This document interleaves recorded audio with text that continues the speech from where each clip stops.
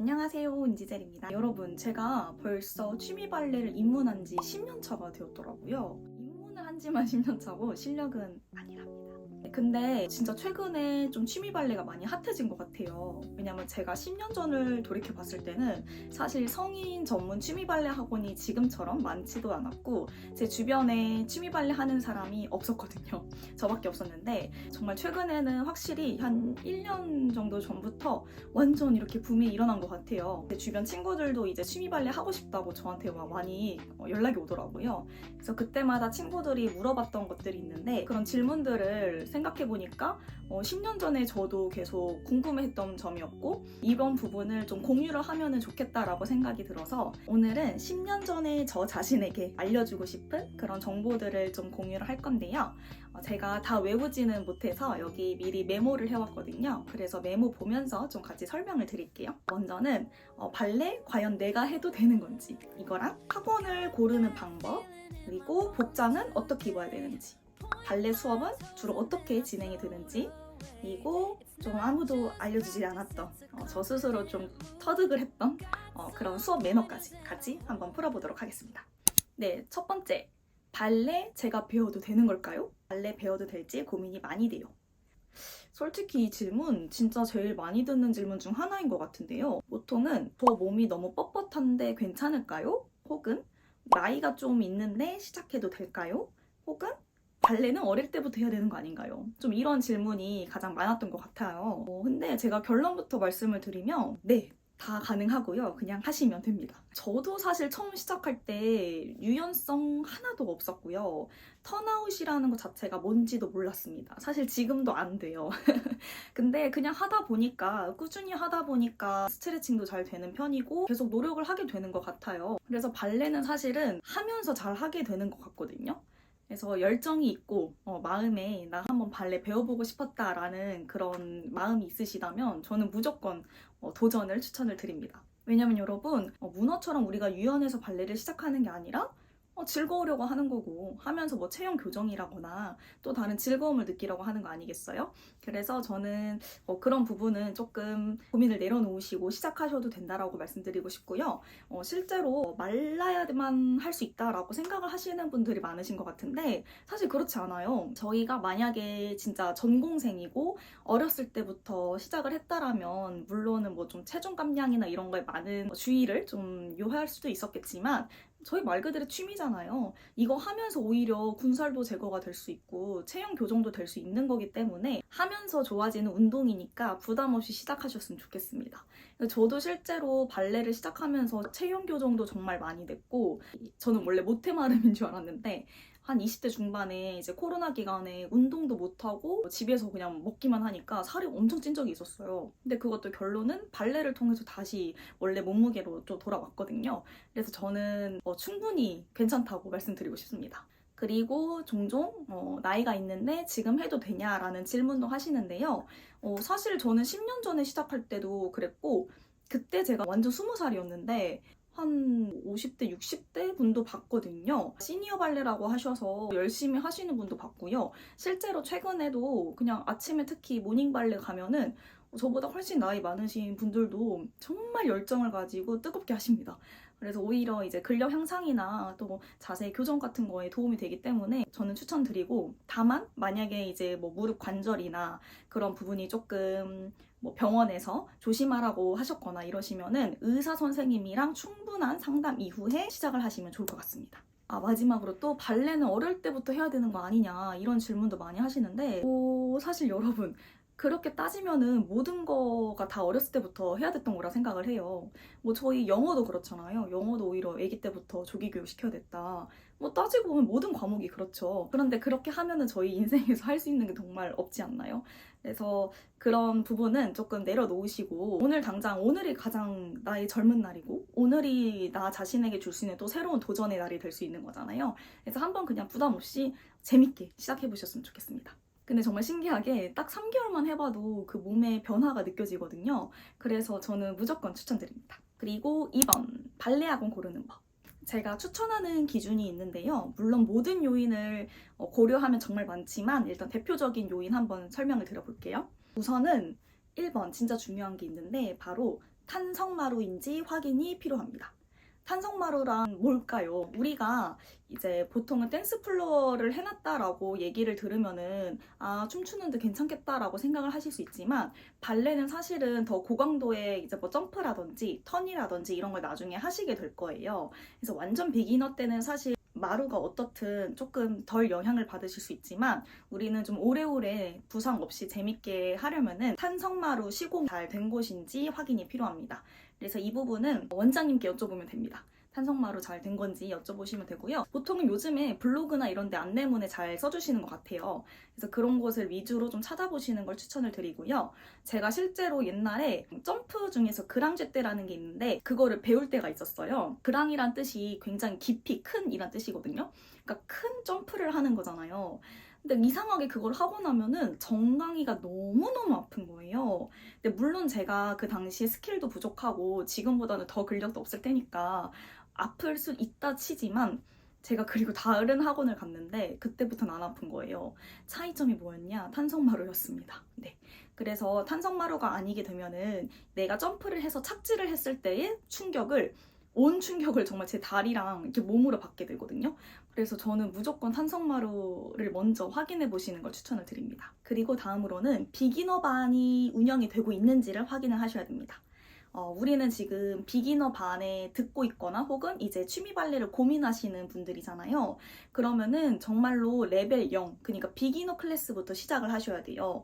보통은 발레는 초보, 뭐 초급 이렇게 써 있어도 그 초급이 저희가 생각하는 초급이 아니거든요.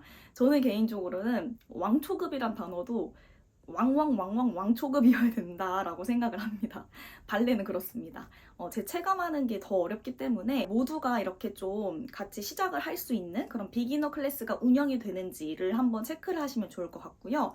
진짜 베스트는 뭐 예를 들면은 5월부터 뭐 완전 처음 하는 비기너 클래스가 열린다. 그런 학원이 있으면 한번 거기 등록을 하셔서 같이 시작하시는 걸 제일 추천을 드립니다. 근데 일단은 비기너 클래스가 운영이 되고 있는지 그걸 한번 확인을 해주시고요.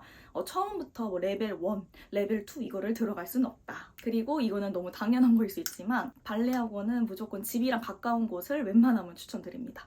네, 물론 이제 내가 너무 좋아하는 선생님이 이제 타 지역에 계신다 하면 당연히 따라갈 수는 있는데 보통 처음에 시작하실 때는 이게 꾸준하게 시작을 하는 게 가장 중요하다 생각을 하거든요. 왜냐하면 꾸준함이 곧 실력이 되고 즐거움이 되기 때문에 집에서 멀게 되면은 자꾸 이런저런 핑계로 안 가게 될 수 있어요. 그래서 우리 왜 운동할 때 헬스장도 가까운 데가 좋다라고 하잖아요. 그런 것처럼 발레 학원도 마찬가지인 것 같습니다. 그래서 나와 실제로 물리적으로도 근처인 곳으로 해놔야 갈 때도 부담이 좀 덜하고 집에 돌아올 때도 되게 상쾌하게 돌아올 수 있는 것 같아요. 그래서 제가 실제로 10년 동안 여러 학원을 되게 많이 다녀봤거든요. 그래서 한창 야근을 되게 많이 할 때가 있었어요. 그때 학원을 회사 근처도 한번 다녀본 적 있고요. 집이랑 회사 중간 지점도 다녀본 적 있고요. 아니면 집 근처도 다 해봤는데요. 결론은 그냥 집 근처가 제일 나았습니다. 그래서 웬만하면 집 근처에서 한번 찾아보시고요. 집 근처에 이제 너무 없다 하시면 그때는 좀 더 우리 한번 반경을 넓혀보시는 것도 제안을 드려봅니다. 그리고 세 번째 질문, 발레 복장.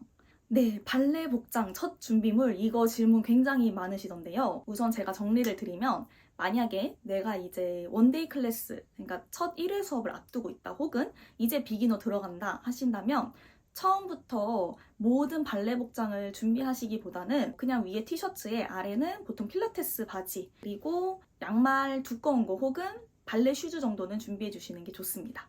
보통 초반 복장은요, 웬만하면은 좀 몸에 달라붙는 뭐 반팔티나 아니면 그냥 크롭 나시 같은 것도 추천을 드리고요. 왜냐면 몸에 잘 보일수록 이게 선생님께서 교정하시기도 좋으시고 물론 꽁꽁 감싸도 선생님들은 매의 눈으로 다 아시긴 하지만 저희는 이게 발레는 거울을 보고 제가 제 모습을 보는 거기 때문에 그때 틀어졌는지 어떤 걸 교정을 해야 되는지 이런 거를 바로바로 체킹을 하시려면 일단은 웬만하면 조금 몸매가 드러나는 그런 옷을 추천을 드리고요. 사실 발레복이 좀 비싼 편이에요. 그래서 물론 뭐든지 처음부터 완벽한 장비로 시작을 한다면 너무 좋겠지만 사실 이제 발레라는 취미가 저희한테 잘 맞을지 이런 거는 꾸준히 다녀봐야 또 아는 거잖아요. 실제로 제 주변에도 친구 중에 저한테 추천을 받고 이렇게 발레를 시작했는데 그 친구는 장비를 다 샀어요.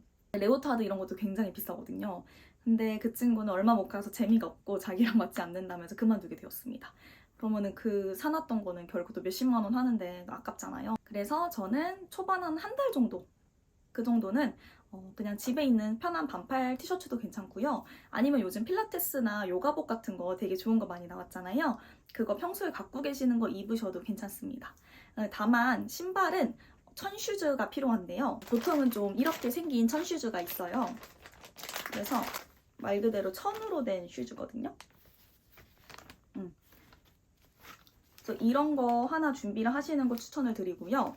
초반에는 너무 비싼 거를 신으시기보다는 그냥 인터넷에서 좀 저렴한 거 구매하는 친구들도 많았고요. 아니면 좀 이발레 샵이나 유어샵이나 이런 곳 좀 발레 전문 샵이 있어요. 그런데 가시면 직접 신어보시고 고를 수가 있거든요. 사실 발레는 신발도 진짜 좀 고르기가 어려운 게 우리가 운동화 235 신는다라고 해서 무조건 235가 아니에요. 발볼, 뭐 발 길이, 발가락 길이 이런 것까지 좀 신경을 써야 되기 때문에 만약에 내가 슈즈만큼은 좀 제대로 되게 사고 싶다 하신다면은 한번 방문을 하셔서 직접 신어보시는 거 추천을 드립니다. 그리고 그냥 보통은 등록하실 때 상담 받으실 때 발레 선생님께 혹시 복장은 어느 정도로 준비하면 되는지 여쭤보면 친절하게 알려주실 거예요. 그래서 처음부터 너무 완벽하게 세팅하기보다는 차근히 장비를 늘리시는 것도 추천을 드리고요. 나중에 어차피 여러분들이 재미를 붙이시면 발레복 쇼핑하는 그 재미와 쾌감을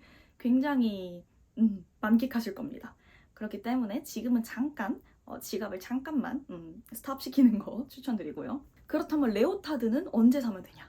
레오타드란 뭐냐면 우선은 그 수영복 같은 그 옷 있잖아요. 그건데요. 이게 일단은 많은 분들이 처음부터 입어야 되냐 이런 거에 좀 고민을 많이 하시는데 그 이유 중 하나가 좀 민망해서 그러신 것 같아요. 아무래도 우리가 수영복을 입고 약간 거울을 보는 느낌이니까 그러신 것 같은데 사실 저는 처음부터 레오타드를 꼭 완벽하게 준비하진 않아도 되고요. 여러분들이 그냥 계속 다닐 것 같다. 그런 확신이 좀 드실 때 그때 구매하셔도 늦지 않습니다. 그래서 사실 처음만 부끄럽고 결국은 본인이 본인 거울 보는데 집중하는데 시간이 다 가기 때문에 그렇게 민망해하지 않으셔도 될 것 같습니다. 제가 레오타드도 굉장히 많은데 10년 동안 쇼핑하면서 샀던 것들도 나중에 한번 콘텐츠로 갖고 와볼게요.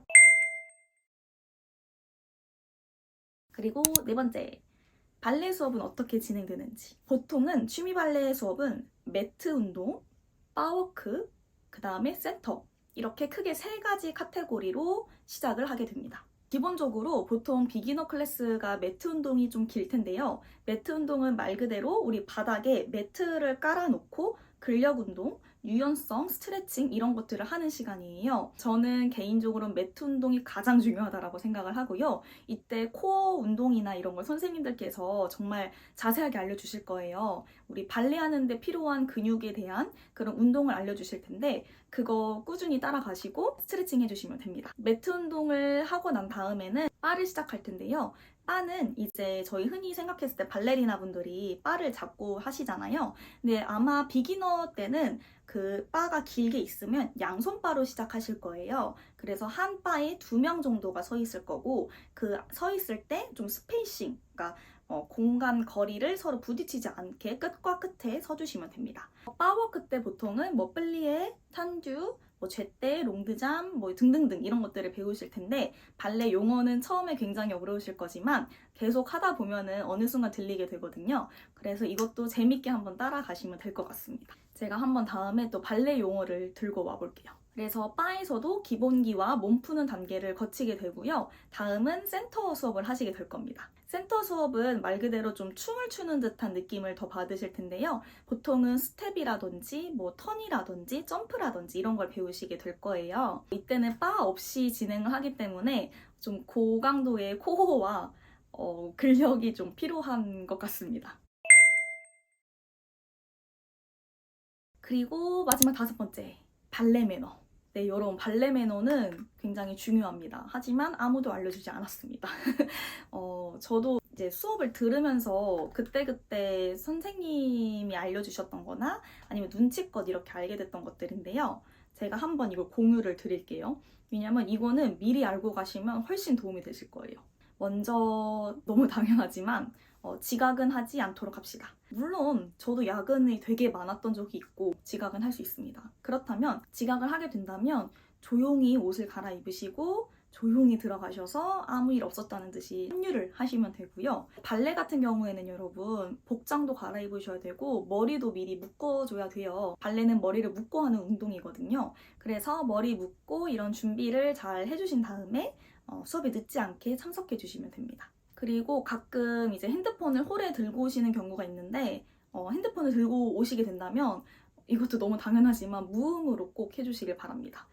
발레는요, 저희가 노래를 들으면서 하는 운동이기 때문에 이게 벨소리나 이런 알람 소리나 이런 게 크게 울리게 되면은 집중이 다 같이 깨지게 될 수 있어요. 그래서 부득이하게 홀에 핸드폰을 들고 가신다면 반드시 꼭 무음으로 해주시길 바라고요. 그리고 이것도 발레 매너인데 수업 중 촬영은 하지 않도록 합니다. 내 모습을 너무 담고 싶을 수 있어요. 그 마음 이해하지만 수업이 마친 다음에 아무도 없을 때 혹은 없는 그런 공간에서 촬영을 하시는 건 괜찮지만 수업 중에 본인의 모습을 담겠다고 영상을 촬영하신다거나 사진을 찍는 거는 굉장한 비매너에 속하기 때문에 그 부분도 주의를 해주시면 좋을 것 같습니다. 그리고 보통은 매트 운동 한 다음에 바워크를 들어가실 텐데요. 매트 운동을 하신 다음에 자기가 썼던 매트는 정리정돈을 스스로 해주시고 바워크는 바가 굉장히 길고 좀 무겁거든요. 그래서 혼자 들기보다는 보통 2인 1조로 같이 들긴 합니다. 그래서 매트 다 정리하신 다음에 이렇게 좀 눈치를 보시고 오늘 2인 1조 짝 하실 분이고 해서 같이 바를 이렇게 잡아서 옮겨주시면 돼요. 그래서 홀에 이렇게 놓아주시면 되고 보통 바는 사람이 많을 경우엔 좀 모두가 거울을 볼 수 있게끔 놓으시는 게 좋아요. 그래서 그런 것도 선생님께서 좀 맞춰주실 테니까 모두가 좀 거울 볼 수 있도록 센스 있게 놔주시는 것도 좋습니다. 그래서 바를 시작할 때는 아마 비기너는 제가 아까 말씀드린 것처럼 양손 바로 시작을 하시게 될 텐데 그때 왼쪽에 한 명, 오른쪽에 한 명 이렇게 서주시면 되고요. 만약에 한 손 바를 시작하시게 됐다 하시면 바를 단절을 이렇게 동강 내서 봤을 때 앞쪽에 한 명, 뒤쪽에 한 명 서는 거거든요. 그래서 예를 들면 오른쪽 앞쪽에 한 명 서시고 뭐 왼쪽 뒤쪽에 한 명 이렇게 서주시면 되는데 이것도 갑자기 정가운데에 혼자 이렇게 선다거나 하시면 안 돼요. 그래서 그런 부분도 주의해 주시면 좋을 것 같습니다. 발레 매너는 정말 끝이 없는데 제가 이것도 나중에 한번 더 정리를 해보겠습니다. 그리고 너무 당연하지만 선생님께서 설명을 하실 때는 잡담을 하지 않도록 합니다. 간혹 가다가 이제 너무 재밌으니까 막 이렇게 수다를 할 수 있지만 선생님께서 설명을 하실 때 저희 발레라는 거는 그 단기간에 그 순서를 처음 보는 순서여도 빠르게 외워야 되거든요. 내 몸 따라주지 않는데 그 동작까지 외워야 된단 말이에요. 그래서 모두가 집중을 해서 해야 되기 때문에 그 시간에는 조용히 선생님을 보면서 집중을 해주시고 물론 선생님께서 하시는 동작을 몸에서 뭐 발이나 손동작이나 이런 걸 따라 하시는 건 당연히 괜찮습니다. 그리고 센터 하실 때도 중요한 게 있는데요. 센터는요, 우선 여러분 매우 어렵습니다. 네, 이거는 그냥 불변의 진리 같아요. 저는 센터가 정말 어렵거든요. 근데 센터를 하실 때 처음에 스텝부터 아마 배우시게 될 텐데 뭐 스텝이나 아니면 턴이나 뭐 앞으로 사선 앞으로 쭉쭉쭉 나가게 되실 텐데요. 그때 이제 하시다가 갑자기 까먹을 수 있어요. 너무 이해하거든요. 근데 동작을 갑자기 까먹거나 아니면 몸이 안 따라줄 수는 있지만 그때 갑자기 거기 중간에서 딱 멈춰버리시면 안 됩니다. 만약에 중간까지 왔는데 까먹었다. 그러시면 그냥 그대로 사선 앞으로 퇴장을 해주세요. 왜냐면은 발레는 다 같이 하는 그룹 운동이잖아요.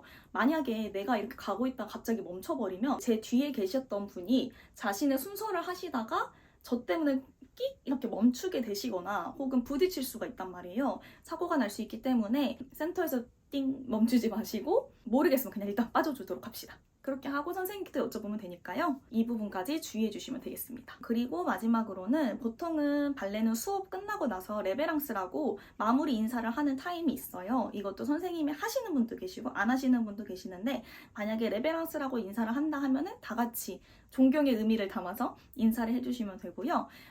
보통은 발레라는 취미는 저는 10년 전에 시작할 때 되게 좋았던 점 중 하나가 저 때는 라떼는 발레 수업 끝나고 이제 탈의실에서 옷 갈아입고 나서 서로한테 수고하셨습니다, 고생하셨습니다 하고 인사하고 귀가를 했어요. 나이 불문, 그냥 처음 봤다 하시더라도 초면이다 해도 상관없이 그냥 인사하고 집에 갔던 기억이 많이 있습니다. 최근에는 이제 새로운 분들이 많이 시작하시면서 좀 그런 분위기가 사라진 것 같긴 한데 모르겠어요. 제가 다녔던 학원들은 그렇게 좀 했거든요. 그래서 혹시나 끝나고 나서 누군가가 고생하셨습니다 인사를 하셔도 당황하지 마시고 아, 네, 고생 많으셨습니다. 다음에 뵐게요. 이렇게 서로 예쁘게 인사해 주시면 되겠습니다.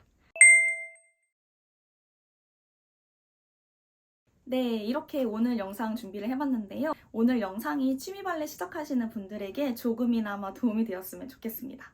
저도 아직 많이 부족하고 앞으로 평생을 해도 어려울 발레이지만 그래도 제가 한번 좀 미리 해본 입장으로서 현실 고증이라든지 꿀팁 같은 거 알려드릴 수 있는 게 있으면 최대한 공유를 한번 해보도록 하겠습니다. 혹시 영상 보시면서 궁금했던 점이나 뭐 더 알고 싶은 부분 이런 거 있으시면 편하게 댓글로 남겨주시고요. 제가 아는 선에서 최대한 한번 도움 드려보도록 하겠습니다. 그럼 오늘도 행발, 질발, 열발 하시고요. 우리는 다음 콘텐츠에서 만나요.